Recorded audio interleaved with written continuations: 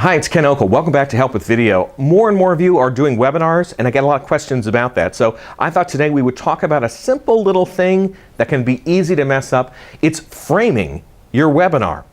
So today on Help with Video, too close, too far, where is your Goldilocks zone? So often I watch webinars, and it's kind of funny because the person who's doing it ends up unintentionally distracting me by the composition of their shot. So I want you to think about, what is it about a webinar that just seems kind of strange? You know, when the person is like way too close to the camera.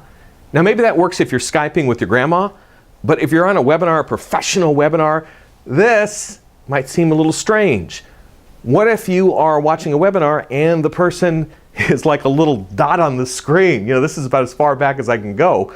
But you see there's all this empty space around here. It's kind of weird and a little distracting. Again, for some people, when they're Skyping or doing other things, that's maybe great, but hey, I'm saying move on up and frame yourself as people want to see you.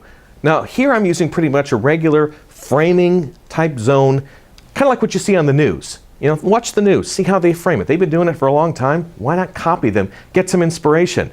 Now, you could tighten it up just a little bit. Don't go too tight, because it could be strange if you're doing a webinar and you're delivering information and you're kind of like, hi, I'm Ken, I'm giving information. It looks like you're making some sort of grandiose threat or demand to someone. Likewise, if you're really far away, it could kind of minimize your authority. So you want to find that good Goldilocks zone. Not too much one way, not too much the other, just right. You're able to relate to people, you look comfortable, because sometimes you could be saying everything right, but if how you're framed in the camera is off, people aren't going to connect with you. I always urge people as well, before you do it, you got to do some testing.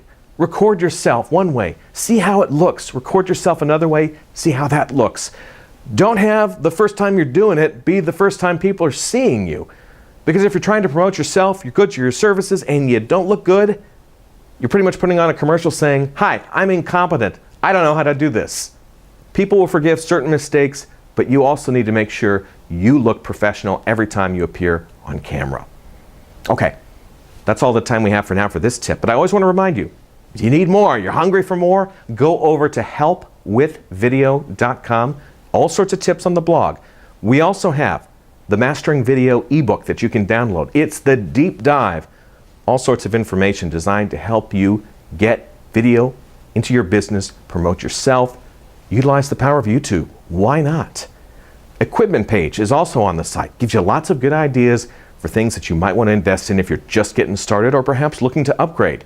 And of course, lots of people know me from my audio self. Yes, I have a podcast. 2-Minute Takeaway podcast comes out every week, usually on Wednesday, maybe Tuesday if you're lucky. Anyway, subscribe to it through iTunes. You're going to get all sorts of great information on how to become more productive. It can be very valuable to take charge of your time, especially if you're trying to make some of those New Year's resolutions and New Year's goals come true. How you doing on them so far? Head over to the podcast. I'm Ken Okel. Take care.